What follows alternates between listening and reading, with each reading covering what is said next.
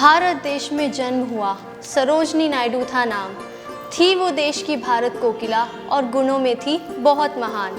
आओ मिलकर नमन करें हम, वो है सच्चे देशभक्त की पहचान। उनकी सच्ची देशभक्ति और कर्म निष्ठा पर है पूरे देश को अभिमान। ऐसी देश की महान कवयित्री को मेरा कोटि कोटि प्रणाम। नमस्कार, आज मैं स्वर्णिम कसाना आपका IHS न्यूज़ में स्वागत करती हूं, जहां हम बात कर रहे हैं भारत के कुछ ऐसे मुख्य स्वतंत्रता सेनानियों के बारे में जिन्होंने अपनी वीरता से अपना नाम इतिहास के पन्नों में सुनहरे अक्षरों से दर्ज कराया है।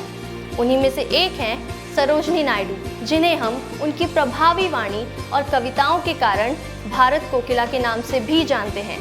सरोजनी नायडू का जन्म 13 फरवरी 1879 को हैदराबाद के एक बंगाली परिवार में हुआ।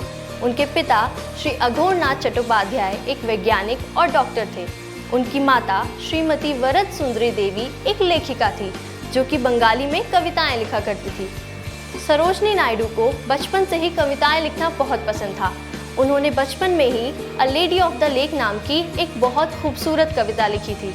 सरोजनी नायडू ने अपनी हाई स्कूल की परीक्षा 12 साल की उम्र में ही पूरी कर ली थी, जिसके बाद वो अपनी उच्च शिक्षा के लिए इंग्लैंड चली गई, जहां उन्होंने किंग्स कॉलेज और कैम्ब्रिज कॉलेज से अध्ययन करके अपनी आगे की शिक्षा पूरी की।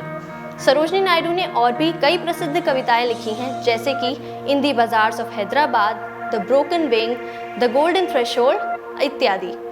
सरोजनी नायडू ने अपनी भारत देश की आज़ादी के लिए कई सारे आंदोलनों में योगदान दिया है। उन्होंने भारत के बंगाल विभाजन के बाद 1905 में भारतीय स्वतंत्रता आंदोलन में हिस्सा लिया था।